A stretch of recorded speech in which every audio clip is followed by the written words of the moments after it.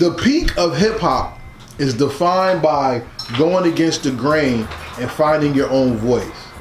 Yet in your generation, a lot of people are not finding their voices, they're finding the trend.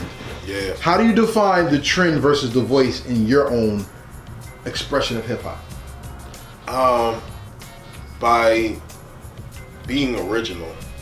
You have to be original. And what you aim for is, it's kind of hard to explain what you gotta aim for. But it's like, once you like find your niche and certain sounds that you really like, and then just adapt that. You know, you have to adapt yourself to it. Now, niches is something that I asked another fellow Jersey MC. It's called trendsetting versus fad setting. Right. And I asked him, what's the difference between a fad setter and a trendsetter? What do you define a fad setter as opposed to a trendsetter? A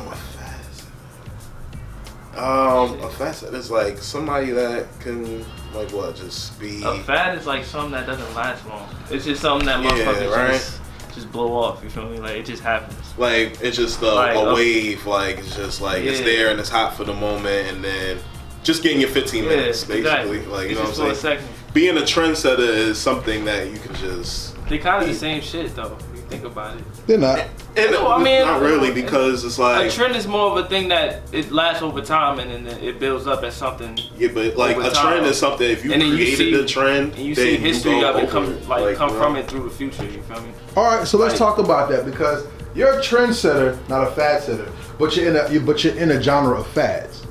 And that's what either is going to make you stand out or make people not even recognize you. Because a fad is like e-cigarettes. Yeah. But tobacco's the trend. Right. You see what I'm saying? Yeah, exactly. And in hip hop today, everybody sweats that catch a cold style that I hate so much. Everybody,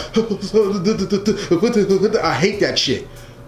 But I give it respect for what it did, though. For what it did was it upped the cadence count in schemes. So either you're gonna catch that shit and you're gonna do it well, or you're gonna copy the fad. Because that style is not a trend. It's something that's been done already. Right. But the trend setting that we see in hip hop has been self-expressionist. Megan calls herself a stallion, and that's a male animal. So she uses it as a source of power. Otto Haze uses expression to make people say, what the fuck is he doing? Or what is that about? Tell me about the creative genius behind that. Well, it just goes into me being in my own imagination. You know, just and just bringing out like whatever things that I like, and then I just mush it and collage it all together and just make art of it, you know? And I'm a very visual artist, and I like to really paint the picture as I'm creating my music. So once I know exactly what I want to put together and piece together, that's when the paintbrush starts going crazy, you know? You have your producer to your right. Introduce yourself. Good people, my name is Tunes. And Tunes Up on Instagram and everything. Yeah, he was supposed to just add in, and he just came part of the interview. Yeah. So you gotta give that man respect. I just popped it real quick, in there. You know what I'm saying? But I want to ask you a question, because y'all work together as a team. Yes, sir. The paintbrush of hip hop is not singular. It takes a lot to create a sound. Of course. From what you said about knowing your worth and not finding your sound, but finding out that your potential was residual to your belief. How did you find a producer or someone make beats and y'all collab together? I'm gonna ask him first, and I want you to answer as a producer. Well, we do. It was crazy because we don't have that much music together, but we have collabed on a lot of things though too. You know what I'm saying? Like I produced the whole album and the album Daydream, and he always comes in and puts his pieces to it and everything, and he really boosts it up though. You know?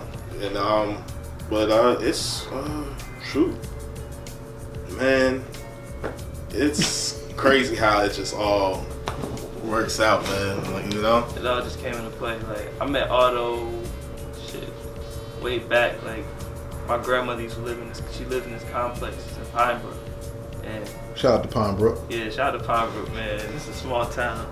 There ain't shit going on out there, but she used to live in a small complex and shit. There's a lot going on in Pinebrook. What are you talking about? Yeah, I mean, Is as that far the as old folks home? Nah, it's some. Hey, yo, but let me tell you though, Yeah. there's some damn factories and laboratories back there. It's crazy. I know. Real shit. Yeah. Oh, I know. It's crazy. Yeah. But The Nelly cops be looking for people coming out of Pinebrook. I know. Yeah, they do. Believe me. They sure do. Yeah. They caught me a couple times. Fuck Denellen, by the way. I got tickets out there for being black. Go ahead, bro. That's crazy.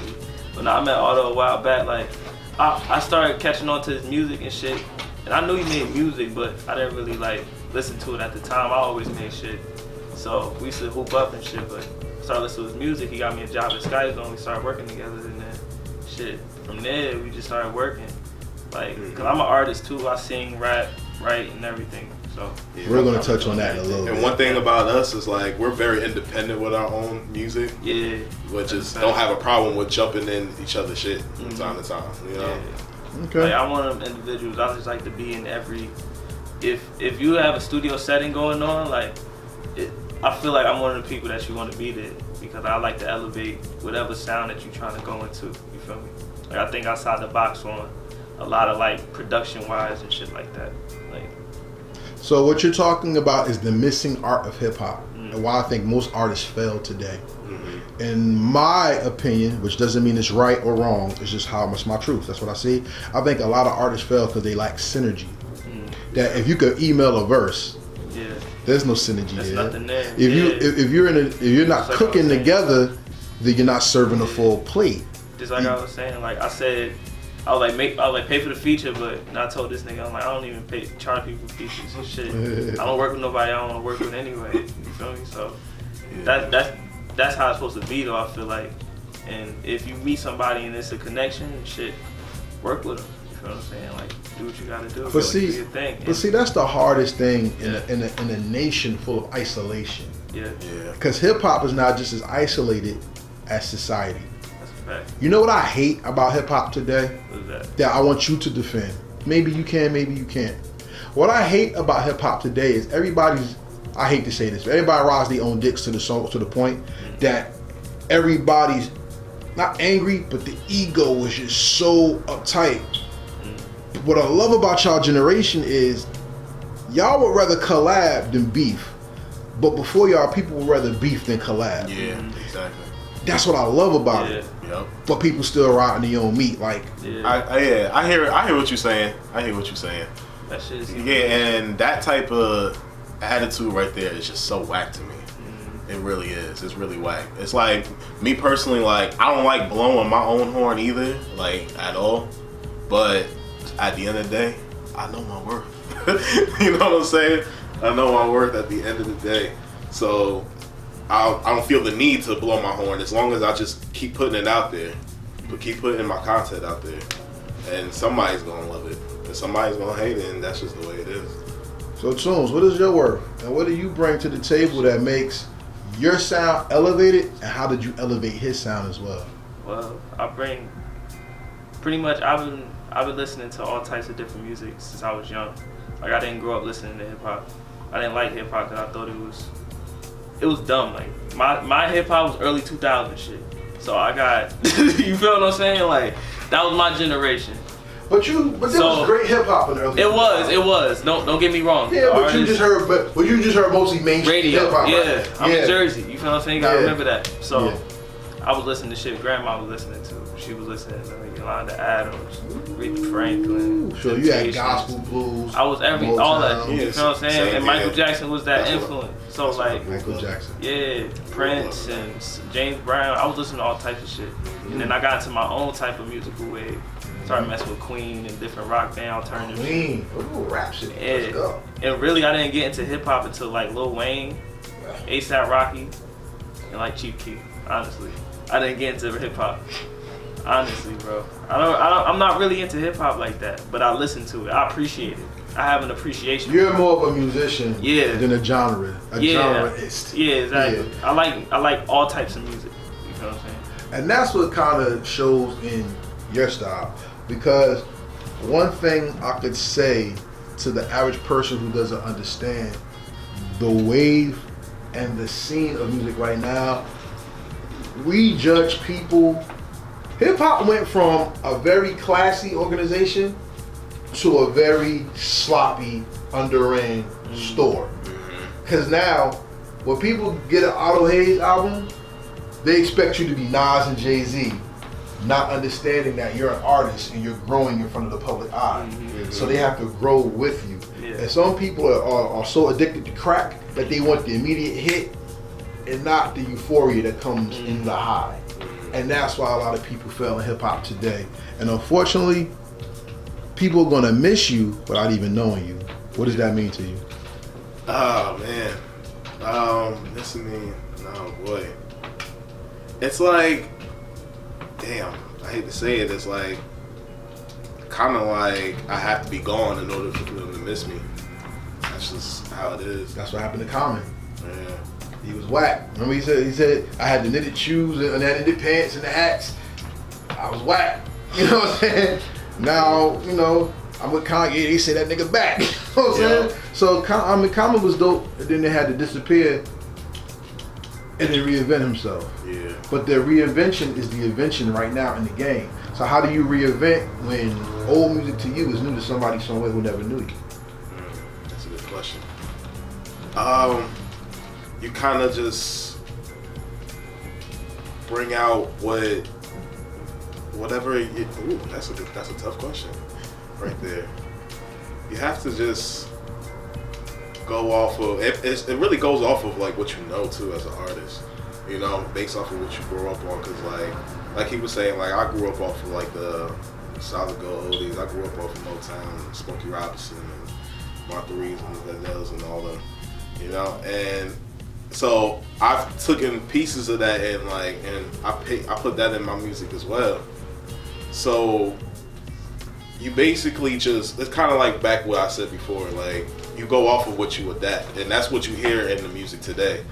Like you adapt to the music and that you grew up on. Like if you were a 2000s baby, your parents was probably listening to Trick Daddy or Mystical or that's what I'm saying. You know what I'm saying? Bro. Like you might have grew up in that era. They was giving us. So I didn't want that. So imagine how the new era is gonna be with their music, you know? And you have P.D. Pablo and all that going on. Like you know what I'm saying?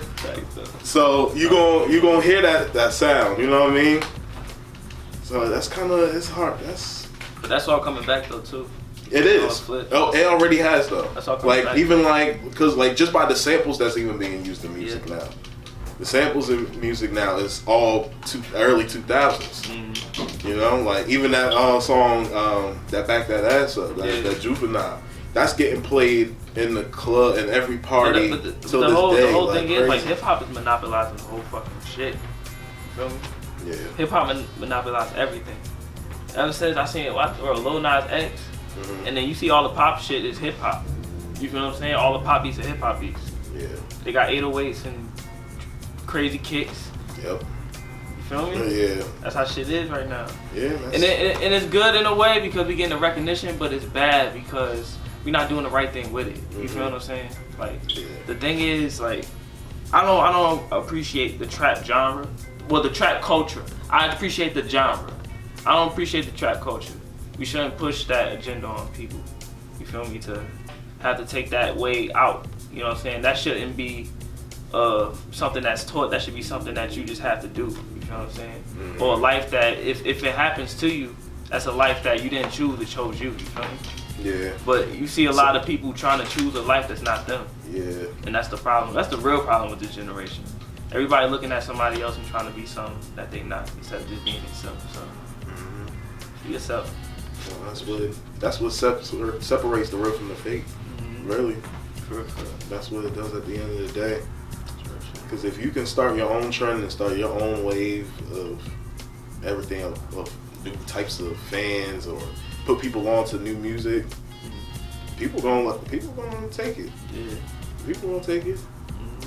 At the end of the day, like, especially if you really have that eye, like if you really can catch somebody's eye, you can do something that's so crazy on camera, and I ain't talking about like what people do on social media now. Like eat a roach and get a million views and all that. Nah, I ain't talking about doing nothing like that. But something that like really stands out to the people that can go, that make everybody go like, oh my god. Like for instance, like in my album, like with Daydream, the fashion trend that I put in there is wearing a do-rag with a sunflower in it. And we're gonna talk about that. You know, don't spoil it. I want to get there. Don't spoil it. I want to just use that as an example. Like that right there alone is like, wow, like what made him do that? Or, very Steven you know, and now everybody's gonna be like, and then now if somebody else goes out and wear it, now I have the right to sit back and say I did that, or somebody else that's with me the whole time or has been seeing it for the whole time. It's like, oh, like I see, like he did that first. That was Otto Haze right there. You know. That defines hip hop.